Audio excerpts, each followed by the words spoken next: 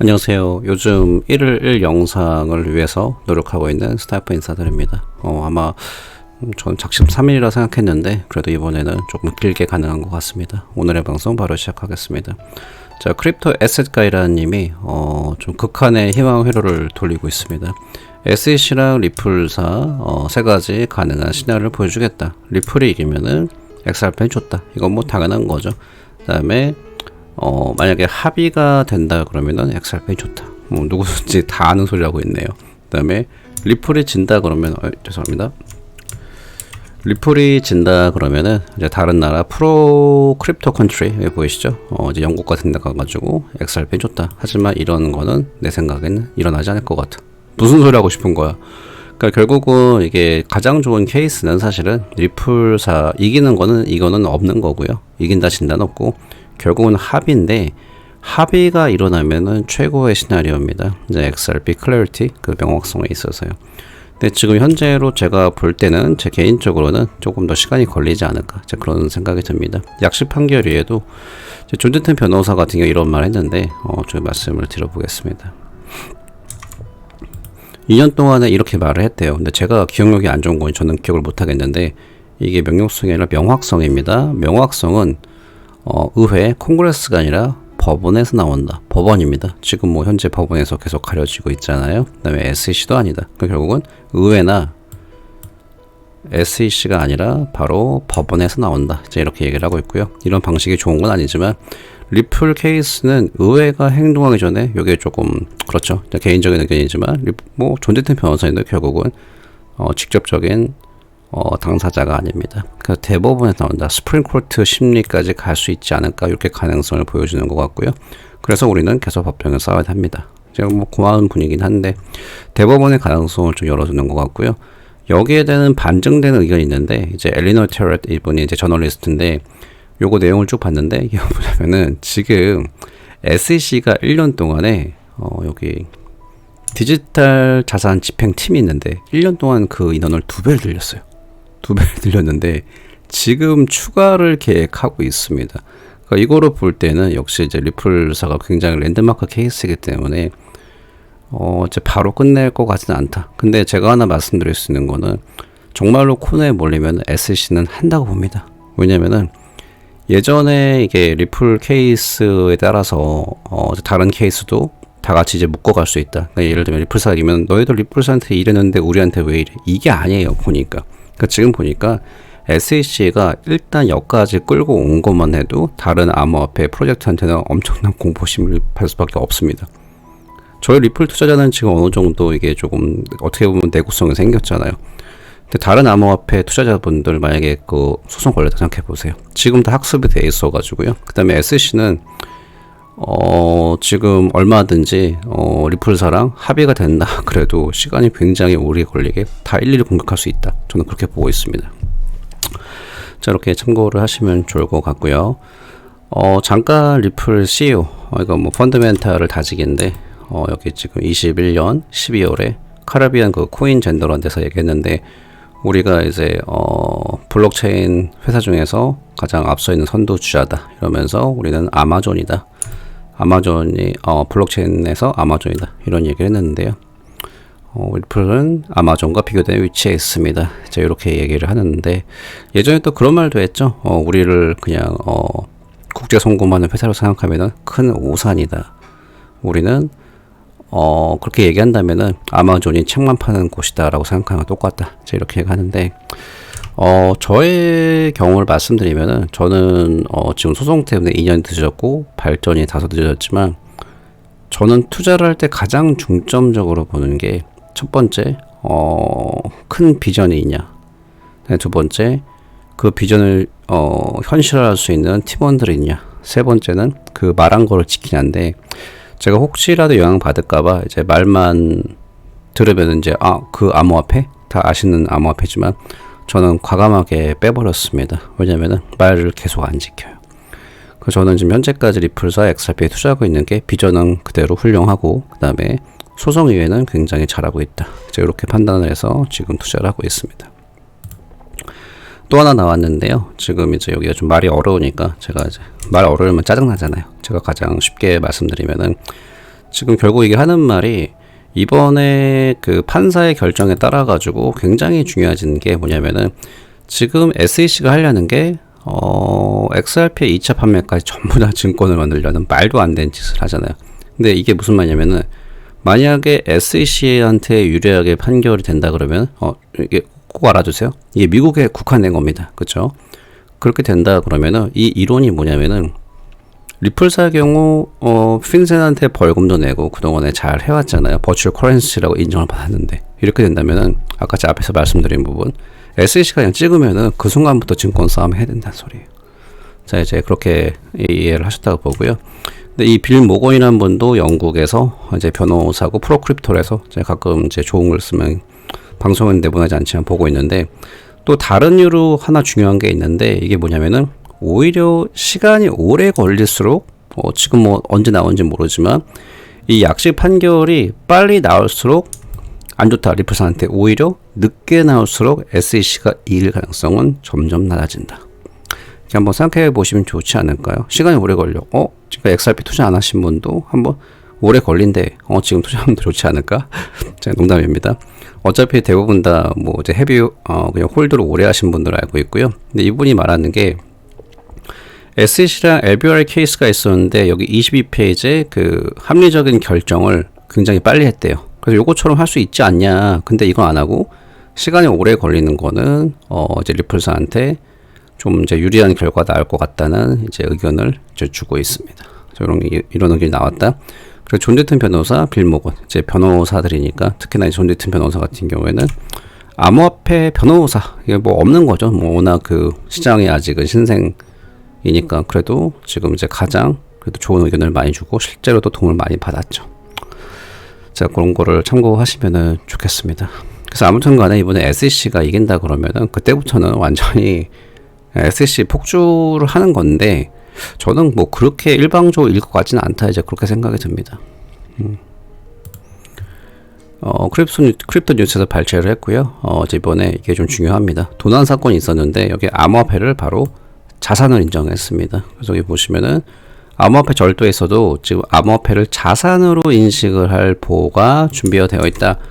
굉장히 중요합니다. 이제 정부에서도 이제 디지털 에셋이라 인정을 한 거고 싱가포르 뭐 예전부터 굉장히 프로크립토 나라였으니까 그다음에 국민들도 이제 이걸 믿고 투자를 할 수가 있는 거죠. 그러니까 결국은 제가 하나 말씀드리고 싶은 게 요즘에 미국 특히나 이제 XRP 투자자분들이 미국의 이제 증권이니 상품이니 그러니까 여기에 굉장히 어떻게 보면 메모리 돼 있는 게 결국 이렇게 일반 투자자 힘들게 하는 게 본인들이 풀 컨트롤이 없는 거예요. 제가 방송하면서 장담한 적이 없잖아요. 근데 어느 순간 보세요. 컨트롤 많이 가져오면은 갑자기 법을 막 풀어줄 거예요. 뭐 싱가포르, 영국처럼. 제가 한번 제 말 틀리나 안 틀리나 나중에 보시면은 알게 될 거라 봅니다. 적어도 이게 싱가포르처럼 라인 긋기를 정확히 해야 되는데 지금은 이제 리플 케이스가 있다 보니까 요거를 이제 잡아가지고 어떻게든지 더 많이 가져가려고 그 싸움하는데 그게 지금 대상이 리플사인 거죠. 그래서 이제 자산을 인정해주는 거는 긍정적인 부분인데 이제 미국은 현재는 자산이란 말을 정확히 안 하죠. 상품이다, 증권이다. 왜? 만약에 자산을 인정해버리면은 말이 많아지고 또 거기서도 소송도 많아지고 제가 말하면서 제가 살짝 현타가 옵니다. 자, 이번에 서클의 USDC 운영의 크로스 리버 뱅크 새로운 파트너십을 만났는데요. 잠시만요. 오늘은 제가 제로 콜라를 한 잔 마시고 있습니다. 밤에 제로 콜라 많이 드시면 안 돼요. 잠 못 자요.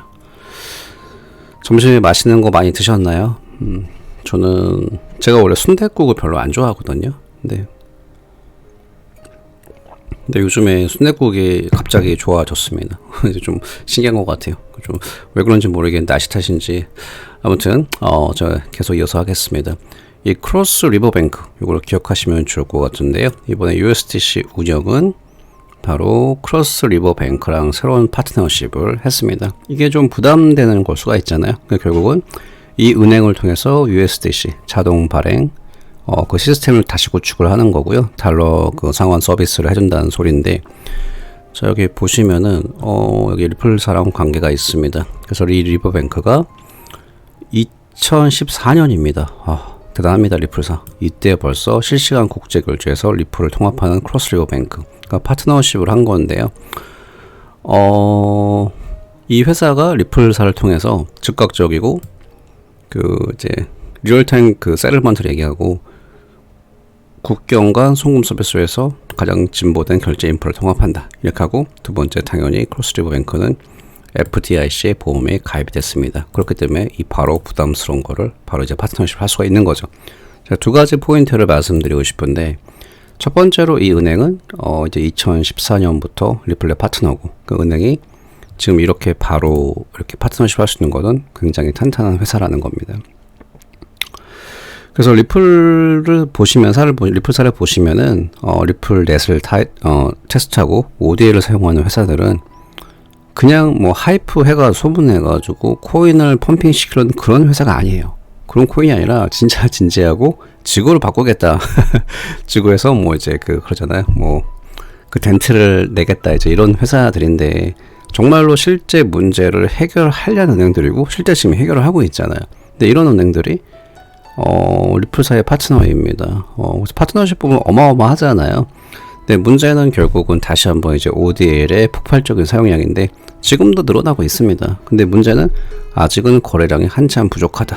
그래서 저는 쉽게 얘기를 드리고 싶으면 이렇게 드리고 싶어요. 뭐 건물들이 있잖아요. 랜드마크, 롯데월드 짓는데 굉장히 시간이 오래 걸렸지만 돈도 많이 들어가고, 일단 완성이 되고 나니까 지금 뭐 몇십 년 동안에 평생 돈을 버는 게 뭐 장난이 아니잖아요. 그래서 그거 구축하기 때까지 힘들지만 일단 완성되면은 정말로 멋있는 앞에 투자가 되지 않을까, 저는 그렇게 생각을 합니다. 반증으로 만약에 지금 리플사 결국은 XRP가 증권이냐 아니냐 그거잖아요. 그것만 생각해 보세요. XRP가 리플사의 심장입니다. 그렇기 때문에 지금 2년 반 동안에 돈이 1,000억이 들어가서 얼마나 들어가냐면 싸우고 있는 거고요. 제가 그런 부분 참고하시면 좋겠고요. 자, 재밌는 게 하나 나와서 제가 말씀드리는데, 이제 이분이 게리 코인이라는 사람이 있습니다. 여기 보시면은 이제 이분이신데, 이분이 세계는 언젠가는 이제 글로벌 커런시가 글로벌 암호화폐 생긴데, 하지만 비트코인이 아닐 것이다. 그 다음에 예전에 골드만삭스 사장이었습니다. 이 사람이. 이건 꽤 파워가 센 사람이었죠. 제가 알기로는 20몇 년 동안 하던 사람인데, 이 당시에 뭐 사람들이 좀 약간 무시했었죠. 뭐 어쩌라고 뭐 이런 분위기였는데, 이 사람이 잠깐 보시겠습니다. When you talk about Bitcoin in itself, 이 사람이 I don't have a strong opinion on Bitcoin. 이 사람인데요. 이 사람이 이름이 게리인데 뭐 돌문어긴 한데 뭐 착한 돌문어라고 봅니다. 네, 파워가 있는 사람인데 뭐 공화당 쪽 사람이라 보시면 되고요. 트럼프 때 국가경제위원회 이사, 그 전에는 뭐 골드만삭스, 지금은 제가 알기로는 IBM 부회장입니다. 굉장히 파워풀한 사람인데 인간으로 볼 때 영향력이 있는데, 이 사람 좀 잠깐만 들어보시겠습니다. In essence, I'm not a strong believer in Bitcoin. 그러니까 비트코인 뭐 다른 거보다는 비트코인 자체를 얘기할 때 자기는 비트코인을 크게 믿지 않는다, 이제 이런 말을 했습니다. 근데 여기 지금 여자 진짜 why 막 이랬잖아요. 이 여자 why not 이랬으니까 이분은 제가 볼 때는 비트코인 투자자가 맞습니다. Developing asset potentially, and for all the reasons it's a strong developing asset class, it may fail. 지금 그렇죠. It may fail이라고 그랬잖아요. 이제 여성분이 자기는 본질적으로 비트코인을 안 믿는다 그러니까 비트코인은 강하게 발전하고 있는 자산이지만 중요한 건 뭐냐, 자산 클래스에 있어서 그 시스템 무결성에 있어서는 완벽하려면은 누가 얼마나 가지고 있어야 되지 않는 걸 알아야 되는데 모르지 않냐. 그러니까 비트코인은 누가 정확히 얼마 가지고 있는지 모른다, 이제 그렇게 말을 하고 있습니다. 그 잃어버린 비트코인은 뭐 누가 가지고 있는지도 모르죠, 사실은. 그래서 그렇기 때문에 역시 돌문어도 역시 비트코인은 에셋 클래스 중에서 이제 상품이다, 증권 얘기하지 암호화폐라고 얘기할 적은 한 번도 없는 걸로 알고 있습니다. 그래서 이분 같은 경우 발언을 들어보면은 이제 골드만삭스 뭐 굉장히 일을 했고 그 사장까지 했기 때문에 이제 한쪽으로 의견이 이제 그 규제 쪽으로 치워질 수 있지만, 저가 항상 얘기했지만 비트코인 스토브 밸류로 이제 좋다. 하지만 암호화폐로서는 부적합하다 말씀을 많이 드렸고요. 그에 반면에 XRP는 굉장히 투명하죠. 실제로 시스템적으로 은행에서 프라이빗 레저로 보이게 할 수도 있고 퍼블릭 레저로 할 수도 있고 자금 세탁 방지, KYC 구축이 가능합니다. 이론적으로. 그래서 암호화폐 거래에 있어서는 XRP랑은 비교할 수가 없습니다. 그래서 제가 볼 때는 XRP가 암호화폐 중에서 이제 그 커런시 중에서는 XRP가 굉장히 저는 샷이 있다고 보고요. 근데 제가 하나 이제 비트코인 뭐 홀더, 저도 홀더를 하고 있어요. 그 제가 불안하게 만드는 게 아니라 저는 그래도 최소한은 다음 불장까지는 크게 수익을 줄 거다. 이제 그게 거의 확신을 가지고 있기 때문에 확신한 말 빼겠습니다. 왜냐면 또 영향받을 수가 있으니까. 그리고 제 개인적인 생각입니다. 그래서 지금도 중요한 뉴스 분석을 하고 항상 하고 있지만 매크로로 볼 때는 비트코인이 당장 뭐 몇 년에 망가진다? 저는 그렇게 보기 힘듭니다. 왜냐면 한 가지만 예를 들어볼게요. 매크로 볼 때도 지금 비트코인 망가지면 모든 암호화폐가 죽는데요. 그러면 지금 이렇게 힘들게 규제하고 싸울 필요가 있을까요? 그래서 지금 이분이 말하는 붕괴, 이제 암호화폐 비트코인의 붕괴는 이제 나중 이야기라고 봅니다. 그래서 이 부분은 제가 그때까지 방송을 할지 안 할지는 모르겠지만 이제 불장이 지나고 그때 이제 암호화폐 중에서 특히 비트코인을 한번 다시 분석을 하는 게 맞다고 봅니다. 자, 오늘은 이런저런 소식 전해드렸고요. 오늘의 방송은 여기서 마무리하겠습니다. 감사합니다.